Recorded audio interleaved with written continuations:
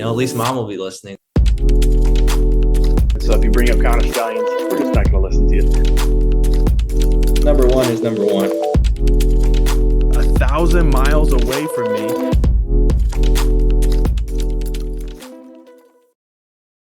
Hello and welcome to the Faith Sports Leadership Podcast, where we talk about three things: faith, sports, and leadership. My name is Ryan. I get to be one of the hosts of this podcast, joined as always by my brother and co-host who has a mustache and is living in Florida, Drew Lutz. Drew, how's it going today? Doing great, man. Excited about our guest. He is Mr. Block of White Pigeon, they call him. He modeled his basketball game after the Magic Johnson. He once dunked a tennis ball, and really he taught Ryan and I all we know about basketball. Our mentor, our father, Spencer Lutz. Dad, how you doing today? I'm doing great. Nice mustache, Drew. Thank you.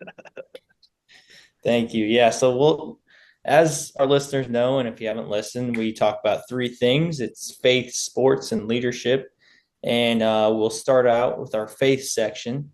Our verse today comes from 1 Peter 3:15. It says, "But in your hearts revere Christ as Lord. Always be prepared to give an answer to everyone who asks you to give the reason for the hope that you have. But do this with gentleness and respect." Again, that's 1 Peter 3:15. Ryan, want to start with you today. Some initial thoughts, some takeaways you have from this passage. Yeah, so this is kind of cheating because I preached a little bit on this past Sunday, and so I'm not going to take my whole sermon from it, but I think it's a challenging verse for those of us who are following Jesus, because what Peter's saying is he's kind of saying, like, don't be ashamed of the hope that you have. Be prepared to give people the reason that you have hope, but do it in a way that's loving and caring and inviting. And so, if you want to learn more about what I think about hope, go to Bethany Missionary Church's YouTube page, or go to BethanyMissionary.com, click on our messages and take a look at that. But hope is one of those things that can propel us and can fuel us. And just don't be ashamed of that. If you're following Jesus, Jesus should be your hope. And there shouldn't be any shame or fear in sharing who that is or what that is. And when Peter was writing this, Dad, and then we'll let you talk. When Peter was writing this, he's writing this in a culture where it was you weren't afraid of being made fun of for following Jesus. You were afraid of being persecuted for following Jesus. So when he was saying always be prepared to give an answer, it wasn't just like, hey, if you tell people you're a follower of Jesus, they're going to think of you differently. They're going to think you're judgmental. They're going to make fun of you for this, that, or the other thing. It was, hey, if you tell people that this is your hope is in Jesus, you might be arrested. You might be separated from your family. So there's a bit of a context there that sometimes we miss. But I think for us, contextually, like, it is just like, man, your hope is in Jesus, and don't be afraid to share that. For sure. For sure. I love that. Dad, what are some thoughts you got on that? I wrote down a little note here. Is that this is the reason we're here. This is why we're here. I mean, we're here to show the love of Christ to others, invite others in. And it's a pretty amazing thing. And there's opportunities all the time to do that. And a lot of times it's through your actions and your attitude that draws people in. And then you get the opportunity to give them the hope and to explain things to them. So I think it's a great verse. There's been times where I haven't followed through where I should have over my lifetime, but been trying to be more intentional about that, and opportunities have arisen. So Yeah, I agree. I think there's times in my past where I haven't always been ready to give what Jesus is all about. And like, I think about a presentation, if you just glimpse at it the day before, maybe you don't give all the details or what you should. So I think being prepared is important, because you don't always get those opportunities. So when you do, when you build that relationship and somebody asks, hey, what's this Jesus guy about? To be ready and prepared to kind of share that is something really cool. Absolutely. Absolutely. So that's the faith section. Again, three things: faith, sports, leadership. We'd love to hear your thoughts on that verse too. So feel free to leave a comment or whatever that is on the 1 Peter 3:15 verse. But we're going to head into our sports section, and I would be remiss if we did not start off the sports section of this podcast, as I was reminded by our relatives and our friends and family saying, when we drop this episode, we better talk about something that happened this past Saturday. And what happened this past Saturday, and this episode will be released on a Friday, so it's almost a week ago. What happened this past Saturday was the Michigan Wolverines came into Columbus, Ohio, and played a game of football in a way in which they had more points than the Ohio State Buckeyes at the end of the game. And so, just to open it up, Dad, we want to open it up to you. Give us your thoughts on Michigan football. Give us your thoughts on the game. Give us your thoughts on winning 4 in a row, on winning the national championship last year. What are you thinking when it comes to Michigan football? As a lifelong fan, you've been a lifelong fan, so Go blue. Is what I'm thinking. And this season's been a little bit challenging, but we were able to relish in the national championship last year, and that was one of the most amazing seasons I've ever seen. Coached well. There was some controversy. Team played hard, good football. A lot of NFL players on that team from last year, and this year we knew it'd be challenging, and even But winning that Ohio State game was something I never would have imagined. I would, that surprised me, and I mean, it was very exciting. I actually felt bad for the Ohio State fans and Ryan Day because that's tough. That's tough. Yeah. And but this year's team is coming together. I see they made a coaching change with their offensive coordinator this week, so I'm not sure about the timing of that, but that's interesting. And they're going to have some recruits coming in. So I think Michigan football is going to be good for many years to come. And it'll be interesting to see how Ohio State reacts and what they do, win the national championship or not. They've got to be able to beat Michigan. So. yeah, that's a good point. I saw something that said Ryan Day against Michigan in his years there at Ohio State is 1-4. And I think against all other Big Ten opponents, it's something absurd, like 45-1 or 44-2 or something like that. And so, I mean, the Michigan fans are joking, saying, "Oh yeah, let's extend Ryan Day." Honestly, I mean, he is a really good coach. Yeah. He just seems that Michigan seems to have his number right now. But I mean, the way that he recruits, the talent he brings in, it does concern me. But then, I mean, I was not expecting us. I did not think a 19.5 or a 21-point spread was enough. I thought they were going to come out and really crush us. But looking at the last 3 weeks of Michigan football, the game against Indiana, where we played them close and they're a really hot team, we were able to stifle their offense.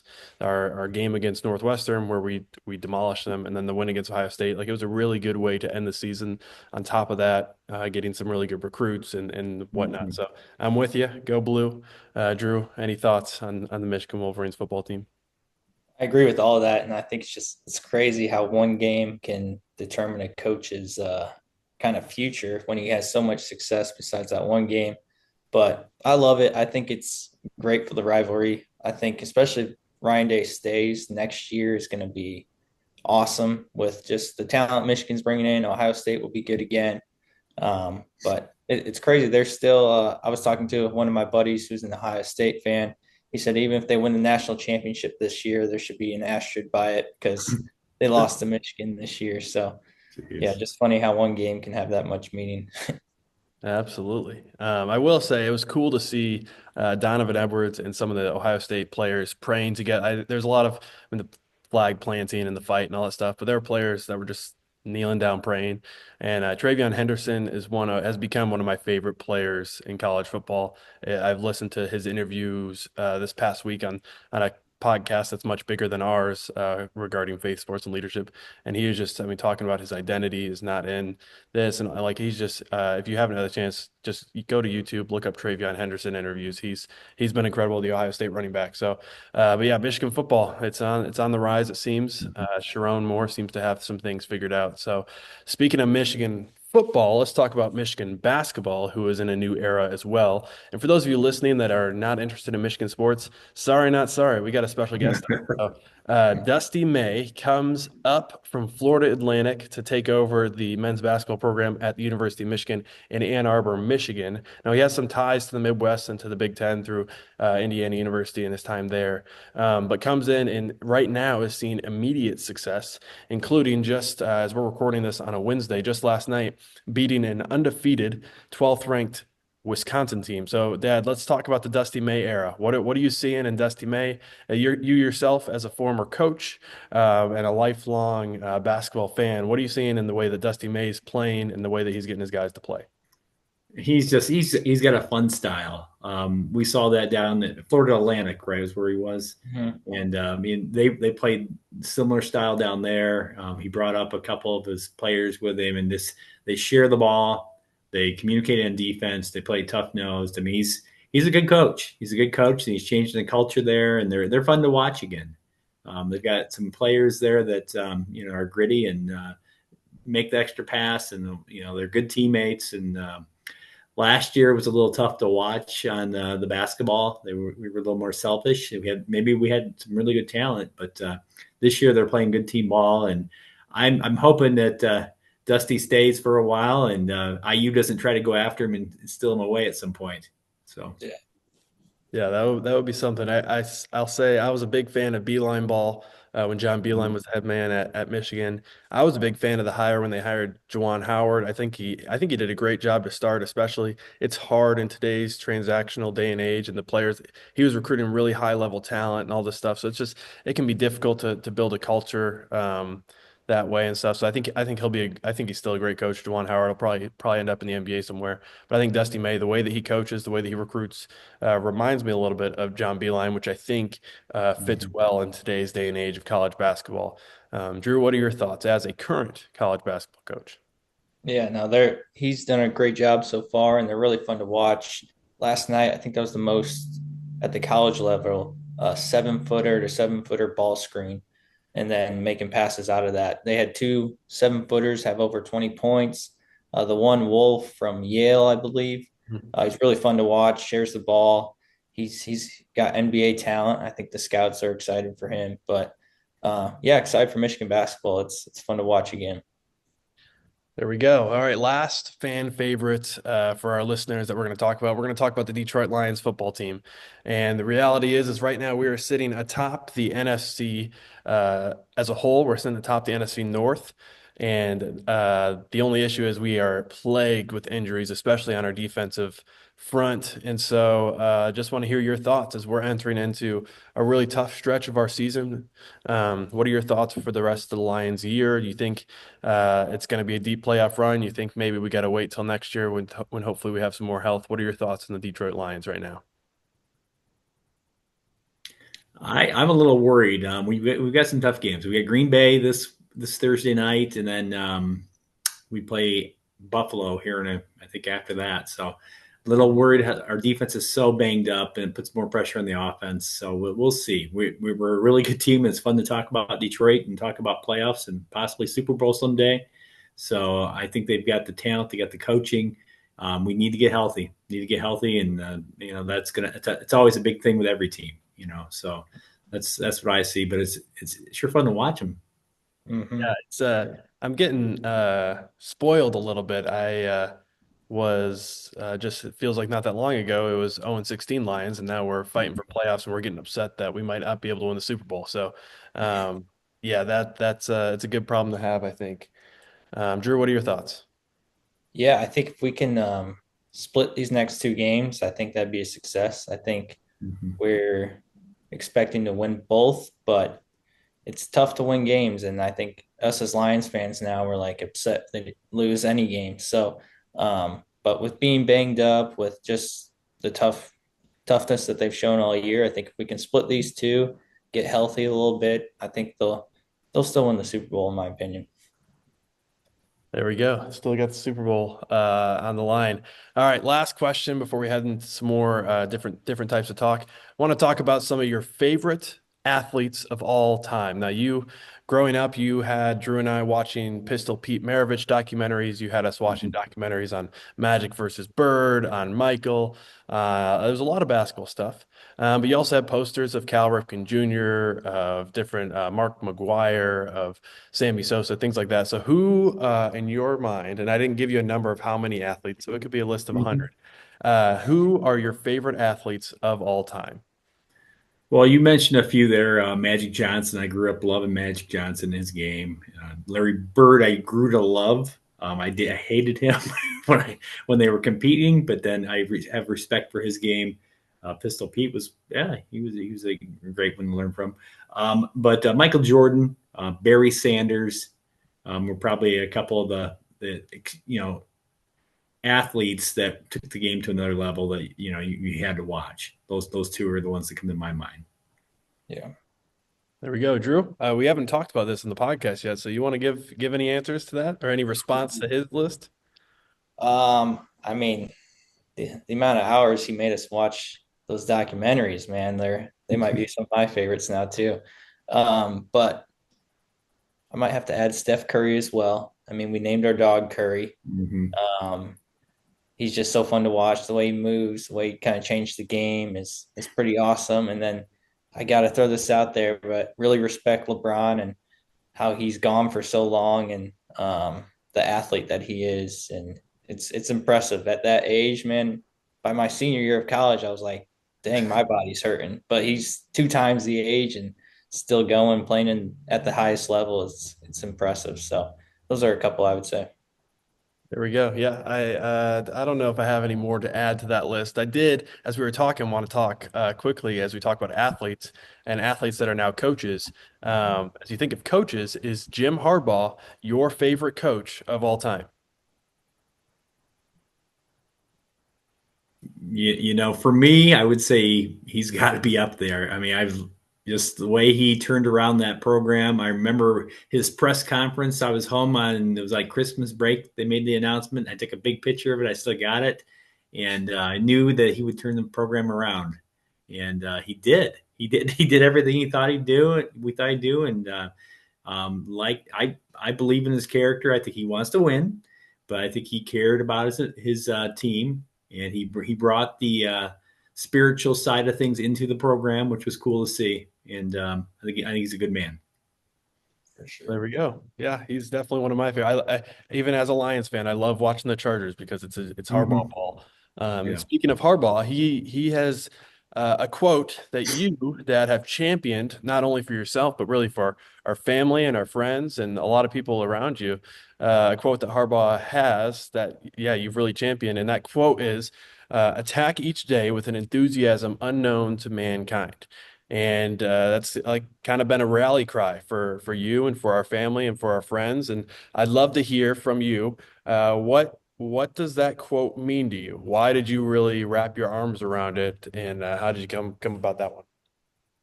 Well, it's a quote that kind of came into our family when Harbaugh did, and it's I stole it from Jim Harbaugh and from Drew, because Drew had that written on his wall when he was younger.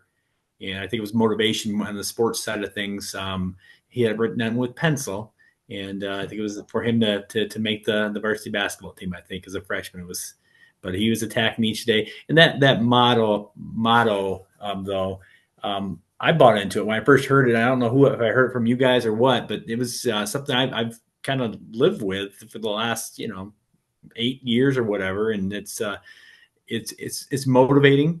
And I've tried to use it in, my work life as well, trying to motivate people. And that became more of for me, a cry to, I was going through some health issues this past summer, and I had to, deal with it. And what it means to me is attack each day with enthusiasm unknown to mankind. That means I've got to bring, for me, God into this. And I'm attacking each day with God's help, as I'm in constant prayer with him to get through my battles that I've got today. And I'm going to bring all the energy. That's been me ever since I was a kid. I'm going to dive on the floor for a loose ball. I'm going to run into the wall, do whatever I have to there. But if I bring God into that as well, and I think that's what this means to me, unknown to mankind, this is the next level. So that's what it means to me. Yeah, I like that. As you have really, especially the past however many months, honed in on this quote, and people have been sending texts to us and the family and friends the same quote and stuff. The unknown to mankind reminds me of stuff that's mentioned in the Bible about God, of beyond understanding, peace or Mhm. wisdom beyond understanding, unknown to mankind. And I think that you're right. Like there is this element of, oh, we can be a psycho on the basketball court, be in the gym before everyone, be on the floor before everyone, be this, that, and the other thing. But there's this element of life, of an enthusiasm unknown. It's enthusiasm beyond understanding, beyond the circumstances you find yourself in. And so Mhm. I've really enjoyed that quote. It's hard to live that out sometimes. I mean, as a Yes. dad of a couple young kids, of this, that, and the other thing, like it can be easy for me to not find enthusiasm and to just go through the mundane. But honestly, as much as hard as it is to muster up enthusiasm, it's so much better on the other side when you complete a task or you go through a day and you're like, I went through that day enthusiastically. Drew, what are some thoughts that you have on that quote and the pencil that you wrote on next to your bed growing up? Yeah, I remember I wrote that down, and yeah, I talked to dad about, all right, I'm gonna make the varsity basketball team. And we just every day, like, I don't even know, I couldn't drive yet. So dad would pick me up from basketball or drive me, and he'd be like, did you attack each day or the day? And Mhm. I'm like, yep. He said, did you win every sprint? Like every drill, go at it with full speed, because then the coach doesn't have an excuse not to put you on the varsity team. So yeah, just giving it your all in everything you do, much more fulfilling than you go through the day and you're like, ah, man, I could have given more to this or to that. Like, we don't know how many days we have here on this earth. So like, just give it everything you got, attack it, use the gifts God's given us, just embrace opportunities. And that's kind of what comes to mind with that phrase to me. Yeah. So attack each day with an enthusiasm unknown to mankind, ladies and gentlemen. If you're listening to this, it's a good rally cry, not only for sports but for life in general. So diving into that a little bit, sports has been a big part in your life and your role, and it's not just been something you've loved; it's been something you've played, it's been something you've coached. So how has sports, the different sports you played, coached, that type of thing, how have sports shaped the man that you are today? Well, my playing career wasn't a lot to talk about, but we did have fun. So, sports has shaped my life big time. It's, being a part of a team, having individual responsibilities as well. And, just being able to work with others, listen to others, and then the competitive spirit of reaching your goals. So sports is, I mean, it's kind of like life. I mean, sports is and it's fun, and it's I enjoyed playing, I enjoyed coaching, I enjoyed watching you guys. I'll enjoy watching my grandkids. I mean, sports is great, especially the purity of sports in the competition. Sometimes the high level contract extensions and NIL money and that stuff kind of gets that's a little different, but the actual playing of the game, the practicing, the coaching, the relationships. That's cool. Yeah, that's good. So it's maybe thinking back to your playing career, Mr. Block at White Pigeon High School, or even to your coaching career, but then also into your leadership and your life in the business world. Obviously, faith is something that's important to you. How have you been able to blend your faith with, we'll just say, your pursuit of excellence? So whether on the court, off the court, on the field, off the field, or in the conference room, in the warehouse, how have you been able to blend your faith with your commitment and pursuit of excellence? Well, I think that I don't know if I accomplished that. I think excellence is something you're always striving for. I didn't understand that till a little later in life. I had a pastor that was his motto. It was excellence, and his name Mark Beeson, and he was amazing. The right way he pursued excellence in everything he did, to me, inspired me. And whether it be in my business life, I tried to incorporate that coaching style. Tried to incorporate that, you know. So I think that pursuit of excellence, knowing that it might never be attainable 100%, but because that bar is always moving up. For sports, I remember as a kid, People tell me, hey, somebody else is shooting free throws. You better make, every day if you're not in the gym, you got to, somebody else is going to beat you. So, and that's in life too. So, working hard, pursuing excellence, being smarter, and then tying God into that and the spiritual to keep yourself grounded and knowing there's a bigger purpose of all of this. And there's an opportunity because of sports and the relationships it gives you. It gives you a platform that it's amazing. Mm-hmm. Yeah, that's good. We're going to take a quick break, and then we'll be right back to finish off with what I'm super excited about, some advice and some leadership talk and everything from one of the best leaders I've ever known. So we'll take a quick break and be right back with the Faith Sports Leadership Podcast. Hey friends, Ryan here, interrupting the podcast just for a second to tell you about a book that I would love if you picked up. It's the book Rooted Influence, Identifying the Root of Lasting Leadership. Now, I wrote the book, so I'm very biased, but I think it is a good book. It's a fiction story around the football world and the business world that has some real and applicable leadership principles, but also some faith perspective stuff that I think could be really helpful for you. If you like faith, sports, and leadership, you might just enjoy this book. It's a really easy read. Most people get it done in a day or two, but I would really love it if you picked up a copy. Rooted Influence. It's available on Amazon for only like $8 paperback. It's like $1 for the ebook, or you can go to ryanspencerlutz.com to learn more. The book is Rooted Influence, ROOTED, Influence, Identifying the Root of Lasting Leadership. I would love if you picked up a copy. Thanks, friends. We're going to head back to the podcast now. And we're back with the Faith Sports Leadership Podcast with our special guest, Spencer Lutz, Drew and I's dad. And this last section, we're going to be talking about leadership. And part of the reason why we wanted to talk about leadership is, one, because we do on every podcast, but two, because honestly, he's and this is not just us saying this because he's our dad, he's one of the best leaders that we know. If you look at his track record in the business world, in the sports world, in the family world, he's done a great job as a leader. And so we wanted to hear some of his advice, some of his thoughts on leadership. And so first and foremost, we wanted to ask you, Dad, what are you learning about leadership today? Today I am learning patience and learning how to deal with things that I've never dealt with before. And I'm learning how God works through leadership and following that. And I'm also doing things that I've always done, listening to certain leadership podcasts. And that's what I'm doing. Yeah, that's good. Learning about leadership today. So now, right now you're sitting on a Zoom call with two younger leaders or striving leaders. If you were sitting at a coffee shop one-on-one with someone who's asking you for advice, what is some advice that you would give to a younger leader, maybe an aspiring leader, someone who's looking to achieve things that you've achieved in leadership? What is some advice you give to a younger leader? I would let them know, and I have let many know, leadership is an opportunity and leadership is a journey. And leadership is something everyone has the opportunity to partake in, whether you're the boss, whether you're the coach or whatever. Leadership is something at any age can be done. And you can see it on a little league soccer field, the leadership on the little guys out there. Leadership is something that's always going on. And it's something that's an opportunity to make a difference. And leadership, really, I would tell a young leader, it's about relationships. Once you spend the time, and time is very important, the time to get to know someone and to really know their kids, know their dreams, know things, that gives you a little credibility.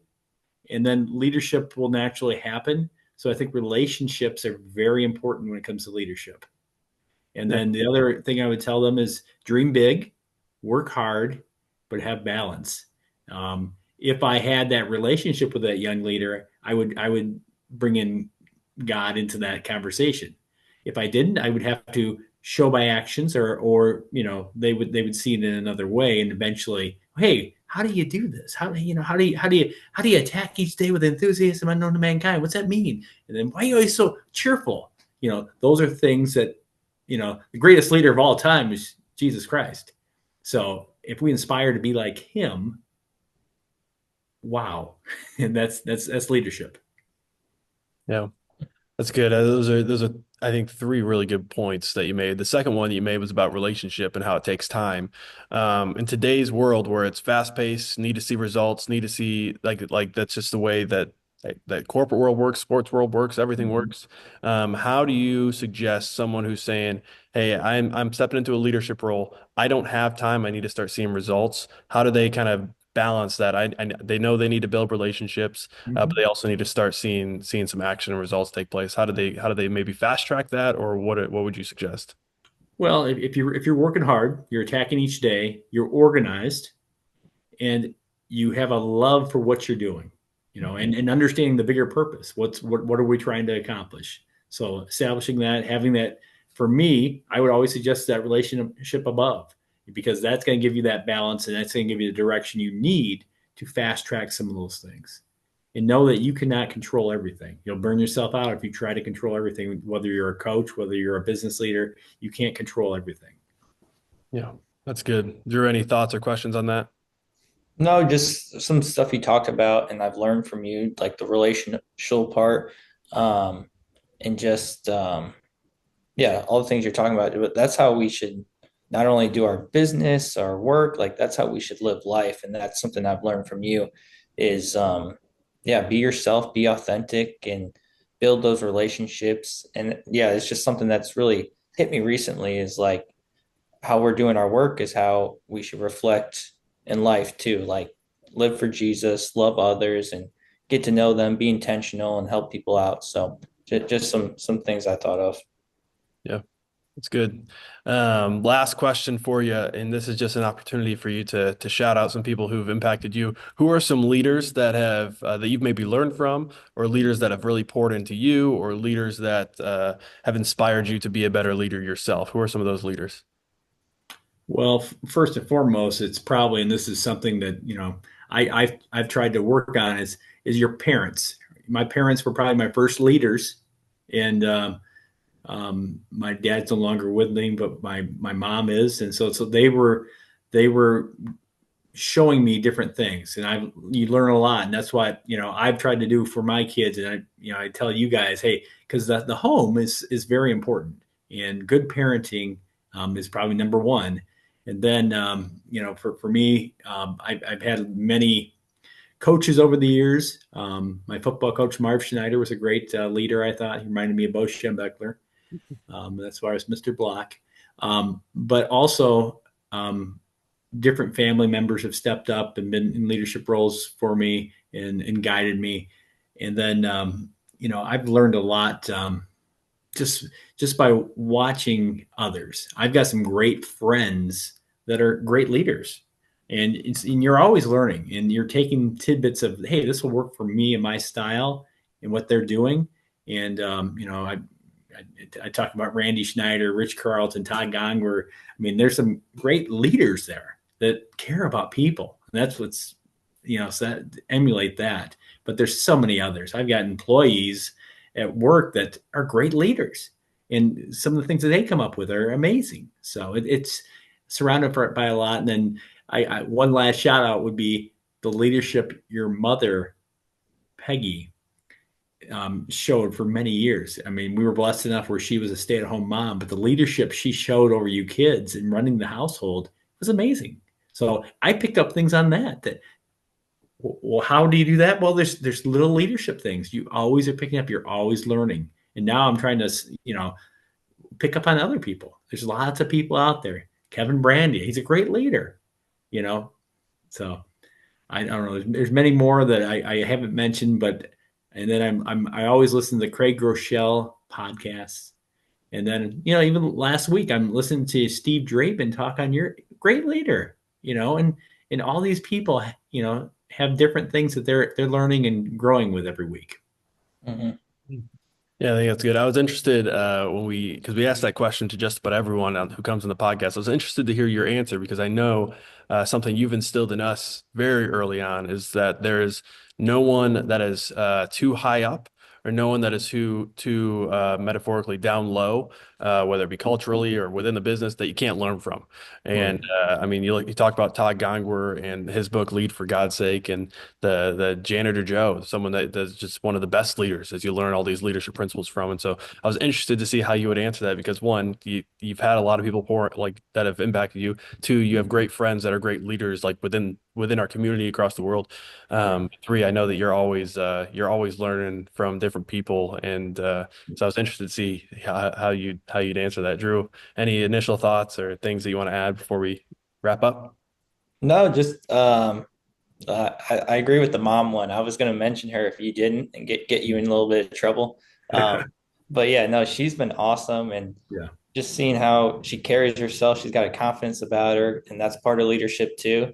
And people respect her, and just yeah, along with you, but her, like Ryan, you and I have been blessed with two great leaders, and just seeing how you guys love each other too is just really cool. Not only to lead individually, but how you guys lead together in a marriage is really special. Yeah, I agree with that. Great example for us. Yeah, Ryan, one last thing. I think, I've got to give a shout out to you both as well, because this podcast to me is inspiring. And your book, Rooted Influence, that was a great book, and it inspired me. And some of the leadership principles are the same, no matter if it's John Maxwell or if it's Ryan Lutz or Todd Gongwer. There's a lot of similar type things. And I think, the relationships are important, listening and having a heart that cares and loves. So, you do those things, you'll be okay. Yeah.